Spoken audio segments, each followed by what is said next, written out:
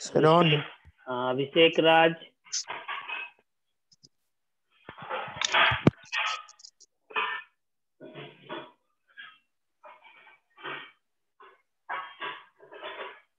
अभिषेक राज, हिमांशु हो गया, रौनक, विवेक कुमार, विवेक कुमार,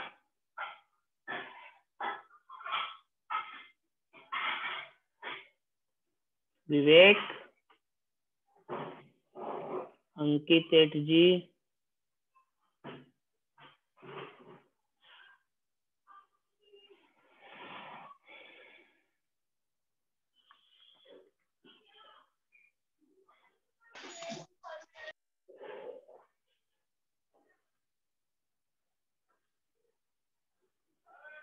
कल कहाँ तक पढ़ाई हुई थी?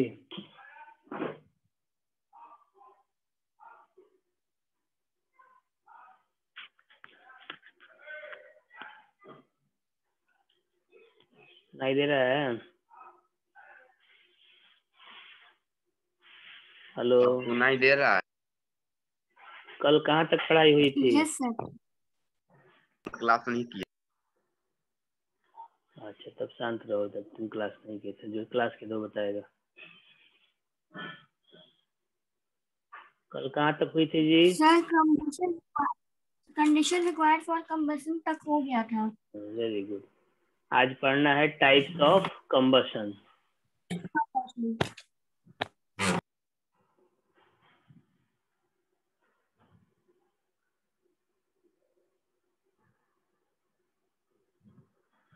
चलो, स्क्रीन शेयरिंग होने लगा। Yes sir. तो सबसे पहला जो टाइप है वो है स्लो कंबशन। स्लो कंबशन या रैपिड कंबशन जो है वो किस आधार पे कहेंगे किसी कंबशन को स्लो या किसी को फास्ट या रैपिड? वो होता है कि कोई कंबशन होने में, यानी किसी चीज को जलने में कितना टाइम लगेगा, उसके आधार पे उसको स्लो भी कह सकते हैं, उसको रैपिड भी कह सकते हैं। तो जिस कंबशन को होने में बहुत ज्यादा टाइम लगे उसको बोलेंगे स्लो कंबशन। ठीक है, जैसे मान लो कि आप गीली लकड़ी को जलाना चाहते हैं, या काउडंग केक है उसको जलाना चाहते हैं, तो उसमें टाइम ज्यादा लगेगा इन कंपेरिजन टू एलपीजी, या आपको केरोसिन हो गया, पेट्रोल हो गया, इन सब को जलाने में आपको टाइम कम लगेगा। तो जिस कंबशन को पूरा होने में ज्यादा टाइम लगेगा, यानी कि स्लो रेट पे या मॉडरेट रेट पे वो कंबशन पूरा होगा, उसको बोलेंगे slow combustion.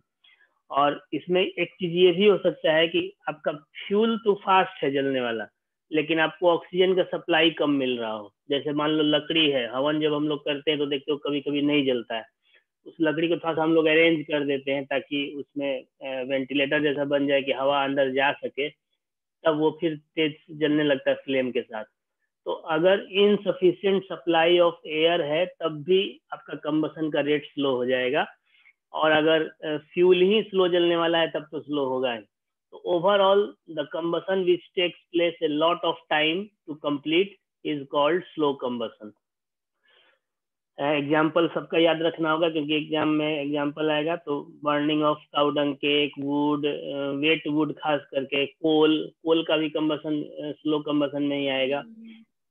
Then rapid combustion, the combustion which takes very less time to complete is called rapid combustion. Rapid मतलब वेरी फास्ट। तो जैसे आप मैग्नीशियम रिबन को जलाएंगे तो तुरंत जल जाएगा within seconds.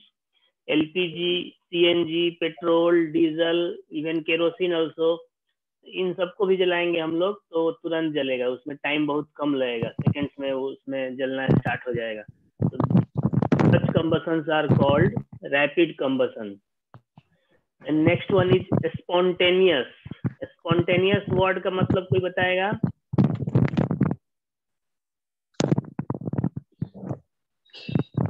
Ishan mic off करो।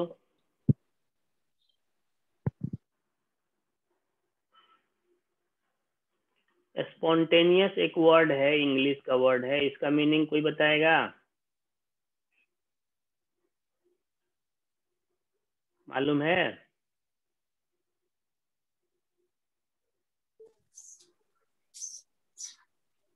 No sir.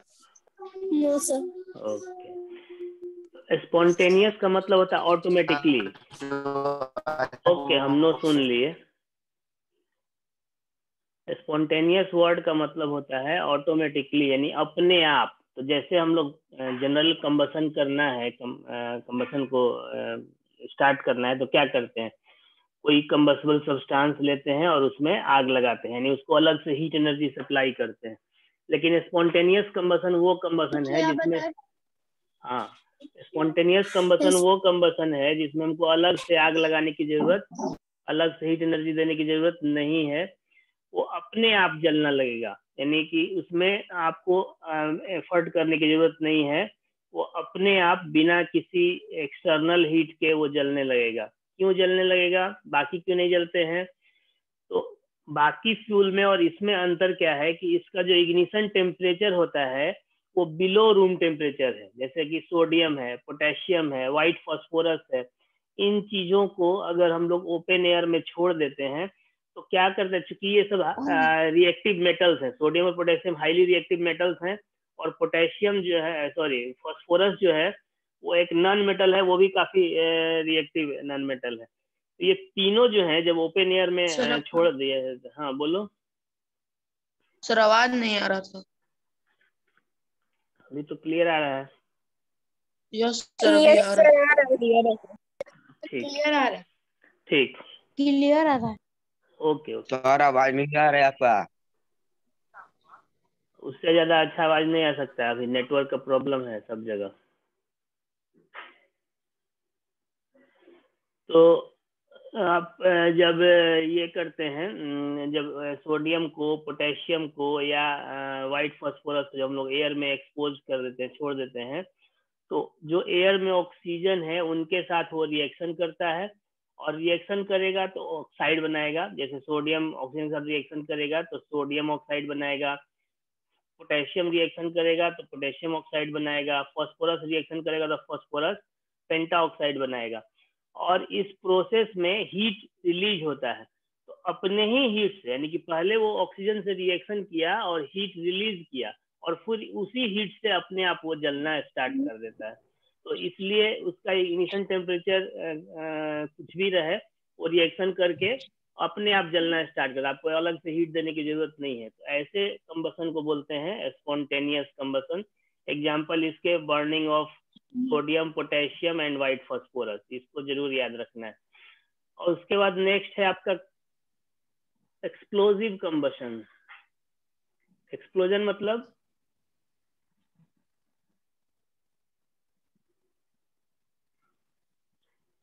एक्सप्लोजन मतलब जिस रिएक्शन में एक बार में एक आदमी बोलो।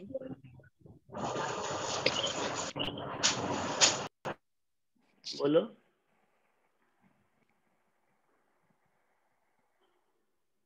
विस्फोट। एक्सप्लोजन मतलब धमाका, विस्फोट।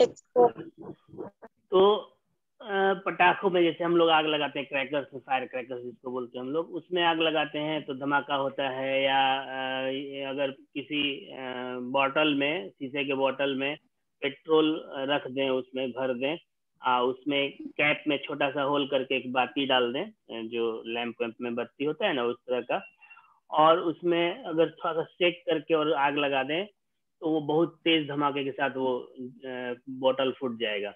क्यों फूट जाएगा? क्योंकि वो एक्सप्लोजन हो रहा है। सिर्फ वो नॉर्मल कंबसन नहीं, वो एक्सप्लोजिव कंबसन है। तो एक्सप्लोजिव कंबसन में क्या अलग होता है?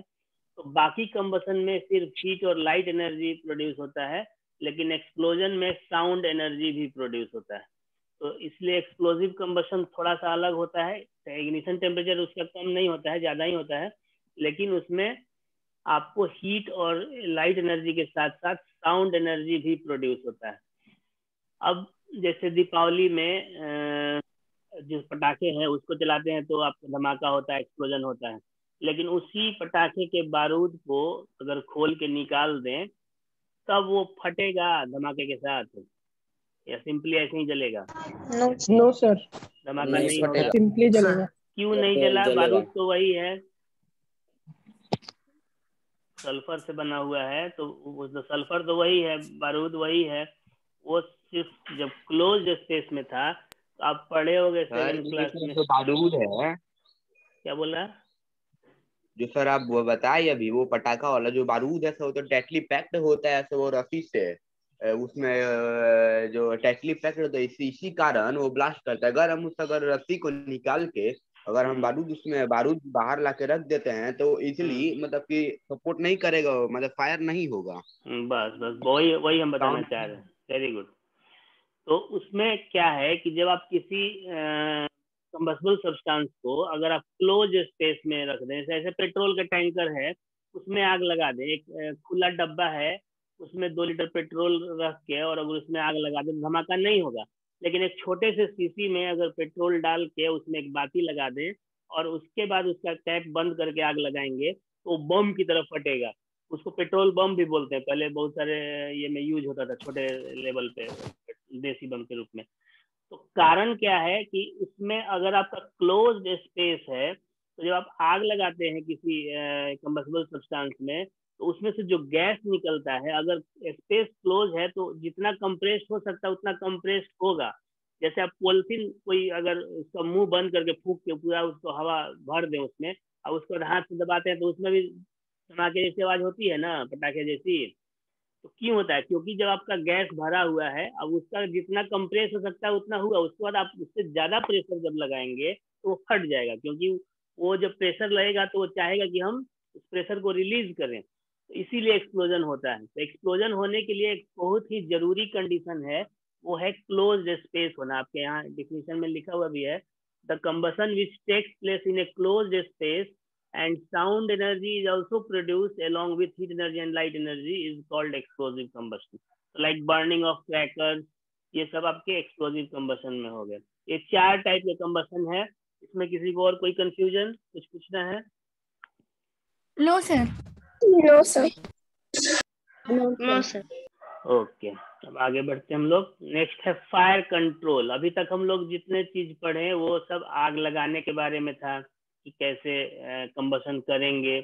अब हम लोग कंबशन को कंट्रोल करने के बारे में सीखेंगे। अगर कहीं आग लगी हुई है, कंबशन हो रहा है और जरूरत है उसको बुझाने की, तो कैसे बुझाएंगे?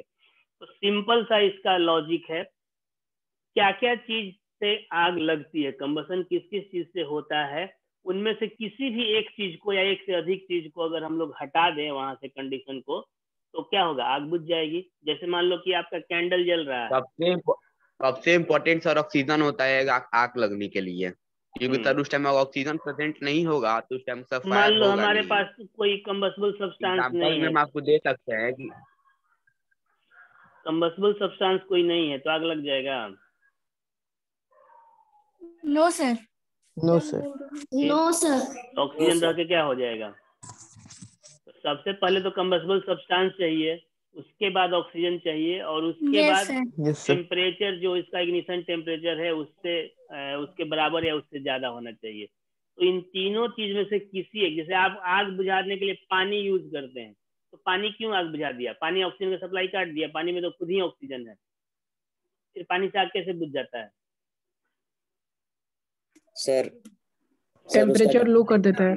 ये वो कुछ देर के लिए पानी का जो फ्यूल का जो भी कंबस्टिबल सब्सटेंस है, वहां का टेम्परेचर को इग्निशन टेम्परेचर से कम कर देता है, आग बुझ जाती है। हम यही बताना चाह रहे थे, पहले सुन तो बोलो पूरा, उसके बाद बोलो लोग, कि जब भी आग बुझाना हो तो आग लगाने के जो कंडीशंस हैं, 3 कंडीशंस हैं। एक कंबस्टिबल सब्सटेंस होना चाहिए, दूसरा ऑक्सीजन होना चाहिए, और तीसरा इग्निशन टेम्परेचर से अधिक टेम्परेचर होना चाहिए।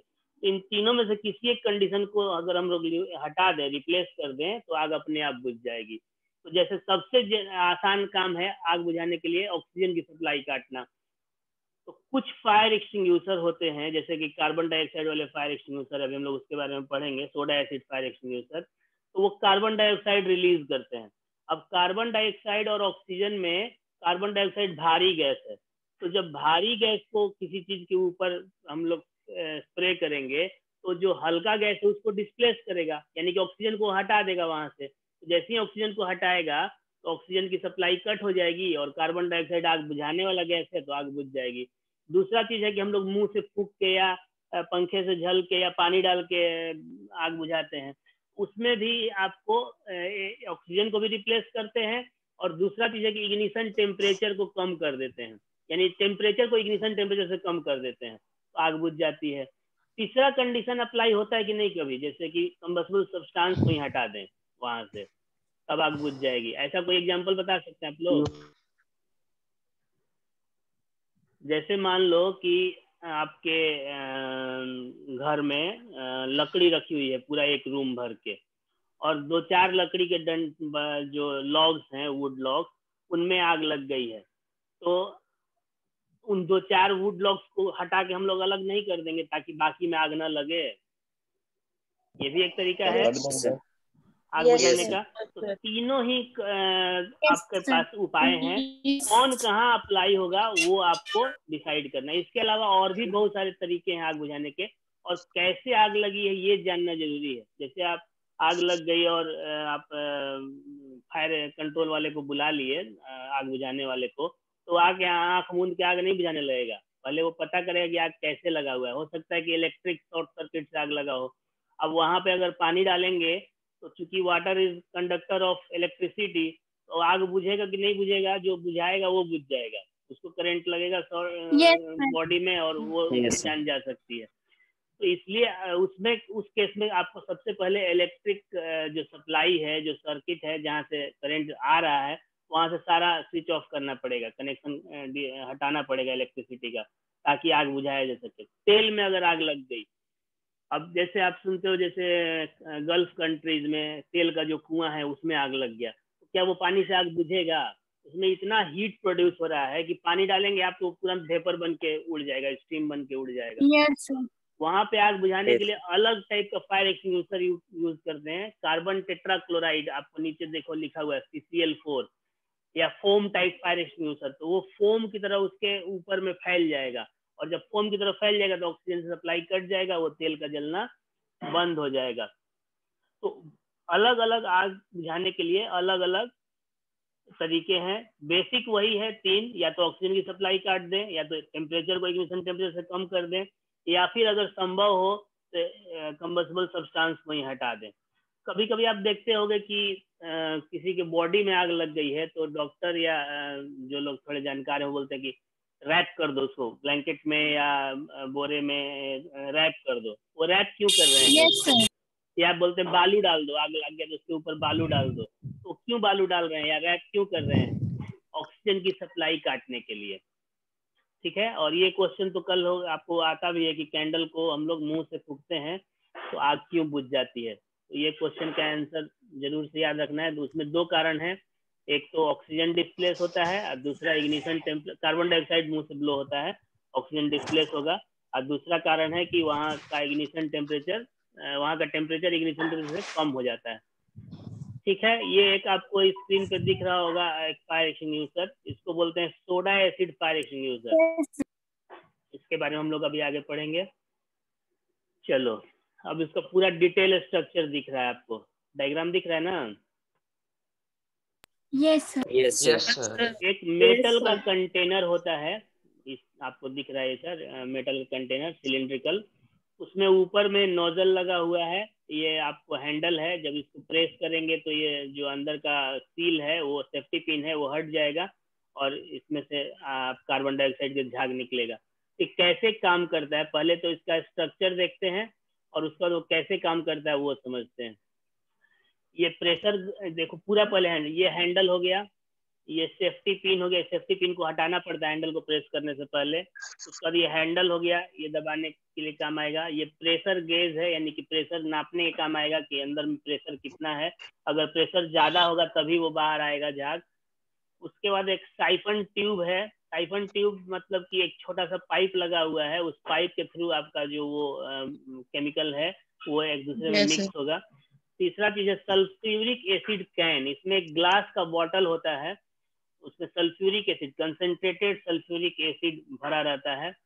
उसके बाद है आपको सोडियम कार्बोनेट सॉल्यूशन। ये जो पूरा जो लिक्विड दिख रहा है येलो कलर का कंटेनर में, वो सोडियम कार्बोनेट का सॉल्यूशन या सोडियम बाइकार्बोनेट का सॉल्यूशन, दोनों में से कोई ले सकते हैं।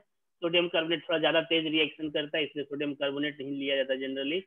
और ये नोजल हो गया, जो काला कलर का दिख रहा है पाइप जैसा, ये नोजल हो गया। आपके स्कूल में आप गए होंगे तो लाइब्रेरी के बगल में लगा हुआ है। Yes sir. या सारे लैब के बगल में एक लगा हुआ है। अब इसमें होता क्या, जैसे ही हम लोग इसका ये हैंडल को दबाते हैं सेफ्टी पिन हटा करके, तो ये बॉटल जो है सल्फ्यूरिक एसिड का ये फूट जाता है, क्रैक कर जाएगा। क्रैक करेगा तो ये सोडियम कार्बोनेट और सल्फ्यूरिक एसिड जो अलग अलग थे, अभी इनमें कांटेक्ट नहीं था, ये आपस में कांटेक्ट हो जाएगा इनका, यानी कि अब वो आपस में रिएक्शन करना स्टार्ट कर देंगे। तो रिएक्शन जब करेंगे तो क्या होगा, यहाँ पे आपको दिख रहा है स्क्रीन पे, ये सोडियम कार्बोनेट है Na2CO3 और ये सल्फ्यूरिक एसिड H2SO4। तो जैसे ही रिएक्शन होगा तो आपको सोडियम सल्फेट बनेगा, वाटर बनेगा H2O, और साथ में कार्बन डाइऑक्साइड जो है, कार्बन डाइऑक्साइड जो है वो बबल्स के फॉर्म में, यानी कि झाग के फॉर्म में निकलेगा। उसी झाग को, फोम को, जहां भी आग लगी है उसके ऊपर फैला देते हैं। तो जब फैलाएंगे उस कार्बन डाइऑक्साइड के फोम को, तो ऑक्सीजन की सप्लाई जो है वो कट जाएगी, वो एक ब्लैंकेट की तरह वर्क करेगा, कवर के, प्रोटेक्टिव कवर की तरह। और वो जब ऑक्सीजन की सप्लाई कट जाएगी तो थोड़ी देर में वो आग बुझ जाएगा। अब हम लोग इसको घर पे भी, अगर छोटा स्केल पे चाहें हम लोग, तो इसको घर पे ही बना सकते हैं। जैसे कि एक आप ले लिए बॉटल, बॉटल में क्या करेंगे, बेकिंग सोडा सबके घर पे होता है, बेकिंग पाउडर या बेकिंग सोडा। तो बेकिंग सोडा को लेना, बेकिंग पाउडर अलग चीज है।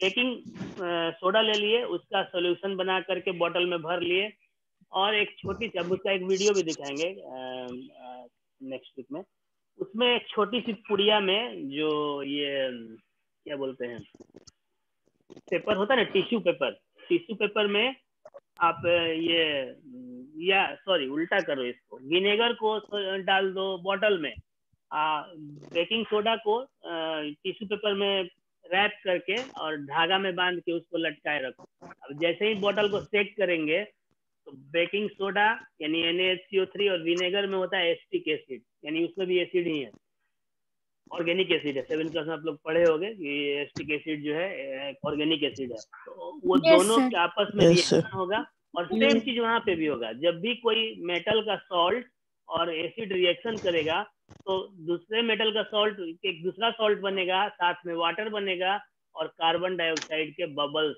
फोम्स निकलेंगे, उसको आग के ऊपर फैला देंगे, आग बुझ जाएगी। ठीक है, यहाँ तक clear? Yes sir. Yes sir. Yes sir. चलिए, अब इसमें आपका होमवर्क है, इसको स्क्रीनशॉट ले लीजिए फटाफट। पहला क्वेश्चन है, explain the construction and working of A soda acid fire extinguisher. यहाँ तक का हम PDF भेज देंगे आज। तो इसका जस्ट पहले वाला जो स्लाइड था वो आपका इसका आंसर हो जाएगा। Right all the conditions required for combustion. तो 3 कंडीशन है, उन तीनों का आपको लिखना है। नेक्स्ट है, describe an activities with diagram which show that oxygen और air is necessary for combustion. तो कैंडल वाला याद है, जो हम लोग ढक देते हैं तो बुझ जाता है। डायग्राम बना करके और एक्सप्लेन करना है। नेक्स्ट है, define all types of combustion with example. तो 4 टाइप हम लोग पढ़े, उन चारों का डिफिनीशन विथ एग्जांपल। नेक्स्ट है, explain why the combustion takes place with supply of pure oxygen is 5 times faster. तो सम इम्पोर्टेंट फैक्ट्स में आपको वो मिल जाएगा, जो कल हम लोग डिस्कस किए थे कि ऑक्सीजन जो है एयर में 21% ही होता है, और ये लास्ट में ये 3 डिफिनीशन है। हो जाएगा? किसी में कोई problem? No sir. No sir. No sir. चलिए, तो अब नेक्स्ट देखते हम लोग। No sir. एक बार 3rd नंबर फिर से बता दीजिए ना। कौन सा? 1 number? No sir, 3rd number. 3rd number ये आपको स्लाइड ही दिखा देते हैं हम। ये दिख रहा है ना एक्टिविटी, ये ऊपर वाला कैंडल और ग्लास जार वाला, गैस जार वाला। Yes sir. Yes sir. Activity 1 को लिखना है आपको, और ये डायग्राम बनाना है। Okay sir. Okay sir. चलिए, अब आते हैं some important precautions during fire control. तो इसके बारे में हम लोग डिस्कस कर चुके हैं कि अगर इलेक्ट्रिक शॉर्ट सर्किट से आग लगी हुई है तो अंधाधुंध जाके पानी नहीं डालेंगे, पहले कनेक्शन को हटाएंगे इलेक्ट्रिसिटी का, करंट का फ्लो को रोकेंगे और तब उसको आग डालें या कार्बन डाइऑक्साइड डालें, जो भी डालना है उसके बाद डालेंगे, ऐसे ही आंख मूंद के पानी नहीं डालेंगे। दूसरा चीज है कि अगर तेल से आग लगी हुई है तो वाटर को नहीं यूज करें, सब हम लोग डिस्कस कर चुके हैं ऑलरेडी, क्योंकि वाटर एक तो हल्का है और दूसरा चीज क्या है कि इतना ज्यादा हीट प्रोड्यूस होता है कि वाटर सारा स्टीम बन के निकल जाएगा, और स्टीम जो बनेगा वो और ज्यादा बर्निंग इफेक्ट प्रोड्यूस करता है। आप लोग 9th क्लास में जाओगे तो पढ़ने को मिलेगा कि स्टीम का भी टेम्परेचर 100 डिग्री सेल्सियस होता है और बॉइलिंग वाटर का भी टेम्परेचर 100 डिग्री सेल्सियस होता है। तो स्टीम ज्यादा बर्निंग इफेक्ट क्यों प्रोड्यूस करता है? तो स्टीम बन जाएगा तो और ज्यादा बर्निंग इफेक्ट प्रोड्यूस करेगा, यानी कि डैमेज और ज्यादा होगा, तो इसलिए वाटर से नहीं, उसमें foam type fire extinguisher use करते हैं। नेक्स्ट टॉपिक हमारा इनकम्प्लीट कंबसन। इनकम्प्लीट यानी कि जो भी आपका फ्यूल है, जो कंबस्टिबल सब्सटेंस है, वो पूरी तरह से नहीं जलेगा। तो पूरी तरह से कब नहीं जलेगा और नहीं जलेगा तो उससे क्या नुकसान होगा? तो अगर ऑक्सीजन की सप्लाई कम मिल रही है, पहला कारण कि अगर ऑक्सीजन की सप्लाई जितनी चाहिए उतनी नहीं मिल रही है तो इनकम्प्लीट कंबसन होगा। दूसरा चीज क्या है कि इग्निशन टेम्परेचर जितना है, अगर उससे टेम्परेचर उससे थोड़ा बहुत ज्यादा नहीं हो रहा है, मतलब डिफरेंस जो है बहुत कम का रहेगा, तब भी वो पूरी तरह से नहीं जलेगा। कैसे पता चलेगा कि इनकम्प्लीट कंबसन हो रहा है? जैसे आपके किचन में खाना पकता है तो कभी कभी आप देखते होंगे कि जनरली जो गैस स्टोव है, एलपीजी स्टोव है, उसमें बर्तन का जो बॉटम होता है उस पर कालिख नहीं जमती है, लेकिन कभी कभी कालिख जमती है। तो कालिख क्यों जम रही है? कालिख तभी जमती है, वो कालिख क्या है? वो कार्बन पार्टिकल्स है, unburned carbon particles. Unburned carbon particles तभी प्रोड्यूस होगा जब इनकम्प्लीट कंबसन होगा। और इनकम्प्लीट कंबसन कब होगा? जब ऑक्सीजन की सप्लाई कम होगी। तो जब गैस खत्म होने वाला होता है उस समय जो सिलेंडर में ऑक्सीजन साथ में है उसमें उसका अमाउंट जो है वो कम हो जाता है, और फ्यूल चूंकि कम हो रहा है तो कंबसन का जो रेट है वो स्लो हो जाता है, उसके चलते कालिख जमती है। आप कैंडल को जला रहे हो तो कैंडल के ऊपर अगर पूरा घेर के, जैसे काजल कभी बनते हुए घर पे देखे वो लोग, काजल लोग बनाते हैं, लेडीज लोग काजल बनाती हैं। यस। उसको बनाने के लिए क्या करते हैं कि कोई दिया जला करके और उसको चारों तरफ से ढक दिया था, घेर दिया था, लिमिटेड ऑक्सीजन की सप्लाई को कम कर दिए, लिमिटेड कर दिए। तब वो क्या होता है कि जो भी फ्यूल यूज कर रहे हैं, वो केरोसिन हो, कैंडल हो या सरसों तेल हो, सब में कार्बन होता है। तो अनबर्न्ड कार्बन पार्टिकल्स वहां पे धुएं के साथ वो इकट्ठा होता है और वो जम के काजल उसमें तेल मिला के काजल बना लिया जाता है। तो जब भी इनकम्प्लीट कंबसन होगा तो कालिख जमेगी, पहला पहचान हो गया। दूसरा पहचान क्या है कि अगर आपका कंप्लीट कंबसन हो रहा है तो जो फ्लेम बनेगा, फ्लेम अभी हम लोग पढ़ेंगे आगे, तो जो फ्लेम बनेगा, लौ जो बनेगा, उसका कलर ब्लू होगा। अगर इनकम्प्लीट कंबसन हो रहा है तो उस फ्लेम का कलर येलो, रेड या ऑरेंज होगा, यानी कि कंबसन पूरी तरह से नहीं हो रहा। अगर ऑरेंज या येलो फ्लेम बन रहा है यानी कंबसन पूरी तरह से नहीं हो रहा है, जितना एयर चाहिए उतना नहीं मिल रहा है। तो ये तो पहचानने के तरीके हो गए कि कैसे पहचानेंगे कि इनकम्प्लीट कंबसन हो रहा है। अब आते हैं कि उससे नुकसान क्या है। तो जब आप कंप्लीट कंबसन होता है, जब कार्बन पूरी तरह से जलेगा तो कार्बन डाइऑक्साइड बनाता है, और जब इनकम्प्लीट कंबसन होगा तो वही कार्बन मोनोऑक्साइड बनाएगा। कार्बन डाइऑक्साइड जो है उसका फॉर्मूला क्या होता है कार्बन डाइऑक्साइड का? CO2। तो CO2 यूजफुल गैस भी है। ओके, यूजफुल गैस भी है। कैसे यूजफुल है कि CO2 के प्रेजेंस में ही पौधे जो है, प्लांट जो है, अपना फोटोसिंथेसिस करते हैं और अपना भोजन बनाते हैं। अगर CO2 नहीं रहे तो प्लांट्स भोजन नहीं बना पाएंगे अपना, और भोजन प्लांट्स नहीं बनाएंगे तो उनका ग्रोथ नहीं होगा, उनका ग्रोथ नहीं होगा तो हम लोग को भोजन नहीं मिलेगा। तो इसलिए CO2 होना बहुत जरूरी है। ग्लोबल वार्मिंग तो उससे होता है लेकिन फिर भी जरूरी भी है। लेकिन कार्बन मोनोऑक्साइड जो है, it is a highly poisonous gas. अब पॉइजनस है कि मतलब उसको थोड़ा सा अगर हम लोग इनहेल किए, एक्सीडेंटली भी चला गया हमारे बॉडी के अंदर, तो अगर थोड़ा सा गया तो हम लोग फेंट हो सकते हैं, यानी मूर्छित हो सकते हैं। लेकिन अगर ज्यादा चला गया तो वो जान भी जा सकती है, परमानेंटली डेथ हो सकता है। और इसके अलावा प्लांट्स अगर इनहेल करते हैं, प्लांट में स्टोमेटा होता है, आप गैसेस के एक्सचेंज के लिए, आपको लीफ में याद होगा कि लीफ में छोटे छोटे पोर्स होते हैं, उसको स्टोमेटा बोलते हैं। Yes, sir. तो वो जो प्लांट है वो गैस एक्सचेंज करते हैं, यानी ऑक्सीजन देते हैं, कार्बन डाइऑक्साइड लेते हैं। अब वो कार्बन डाइऑक्साइड, अगर कार्बन डाइऑक्साइड की जगह पे कार्बन मोनोऑक्साइड ले लिए, तो उनके जो पत्ते हैं वो गिर जाएंगे, लीफ ड्रॉप होगा। लीफ ड्रॉप होगा तो उनका फोटोसिंथेसिस स्लो हो जाएगा, स्लो होगा, धीरे धीरे बंद हो जाएगा फोटोसिंथेसिस, तो उनका भोजन बनना बंद, वो भी मर जाएंगे। यानी कि न सिर्फ एनिमल्स और ह्यूमन बींग्स के लिए बल्कि प्लांट्स के लिए भी हार्मफुल है कार्बन मोनोऑक्साइड। इसलिए हम लोगों को ये ध्यान देना चाहिए कि कार्बन मोनोऑक्साइड किसी भी कीमत पे न बने, यानी कि इनकम्प्लीट कंबसन न हो। इसीलिए लोग सलाह देते हैं, जो भी बनाने वाले, आजकल हम लोग शहर में रहते हैं तो किचन बहुत कॉम्पैक्ट हो जाता है, लेकिन किचन को वेंटिलेटेड, प्रॉपर वेंटिलेटेड होना चाहिए, यानी कि उसमें ऑक्सीजन आने जाने का रास्ता बहुत अच्छे से होना चाहिए, ताकि जो फ्यूल है उसका कंप्लीट कंबसन हो, किसी भी कंडीशन में इनकम्प्लीट कंबसन ना हो।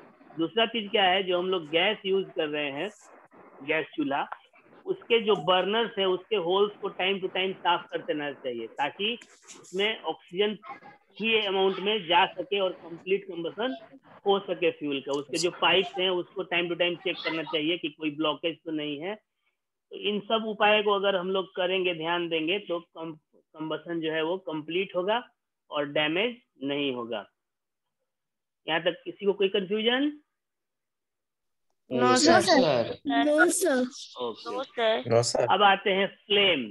टाइम थोड़ा सा बचा हुआ, 3 मिनट, तो हम लोग फ्लेम डिस्कस कर लेते हैं। फ्लेम यानी कि लौ, जैसे आप मोमबत्ती जलाते हो तो उसमें से फ्लेम निकलता है ना, लौ बनता है ना, इस तरह से जो स्क्रीन पे दिख रहा है आपको बॉटम में। Yes, sir. Yes, sir. क्या कोल को जलाने पे ऐसा फ्लेम बनता है? No sir. No LPG sir. जलाने पे? No, sir. No, sir. LPG no जलाने पे? No sir. LPG गैस जो हम लोग घर पे यूज कर रहे हैं उसमें फ्लेम बनता है? Yes, sir. Yes sir. Yes, sir. Yes, sir. Yes, sir. Yes, sir. चलिए, ओके। फ्लेम का डिफिनीशन ही है कि the region of burning gases is known as flame, यानी कि जिस क्षेत्र में, जिस एरिया में गैसेज बर्न हो रहे हैं उस एरिया को फ्लेम कहते हैं, उस रीजन को फ्लेम कहते हैं। यानी कि डिफिनीशन ये कह रहा है कि जहां भी गैस बर्न होगा वहां पे फ्लेम बनेगा। लेकिन कैंडल तो गैस नहीं है, वो तो सॉलिड है। केरोसिन भी आपका लिक्विड है, वो भी गैस नहीं है, उसमें कैसे फ्लेम बन जा रहा है? लकड़ी भी जलाते हैं कभी कभी हम लोग, हवन वन में जलाते हैं तो उसमें भी फ्लेम बनता है ना। Yes, sir. Yes, sir. वहां पे क्यों Yes, फ्लेम sir. बन रहा है? तो देखो, सबसे पहला क्या हुआ, जैसे कैंडल का एग्जांपल लेते हैं। कैंडल को आप देखोगे कि वैक्स के बीच में एक बाती, एक धागा होता है। उस धागे में हम लोग जब आग लगाते हैं तो वो यानी कि हीट एनर्जी एब्जॉर्ब कर रहा है। वो हीट एनर्जी किसको ट्रांसफर हो रहा है? धागे से किसको ट्रांसफर हो रहा है? वैक्स को हो रहा है। वैक्स को। अब वैक्स सॉलिड है, जब उसको हीट मिलेगा तो क्या होगा? वो पिघलेगा, मेल्ट होगा। मेल्ट होकर क्या बनेगा? लिक्विड, लिक्विड वैक्स बनेगा। और जब वो लिक्विड से और हीट मिलेगा तो वो वैक्स का वेपर बनेगा, यानी कि वैक्स का गैसियस फॉर्म बनेगा।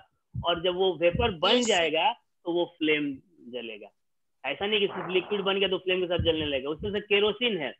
केरोसिन को जब आप आग लगाते हैं तो पहले वो केरोसिन का वेपर में कन्वर्ट होगा, या पेट्रोल को अगर आग लगाते हैं तो पहले वो वेपर में कन्वर्ट होगा और फिर वो वेपर जो है फ्लेम के साथ जलेगा।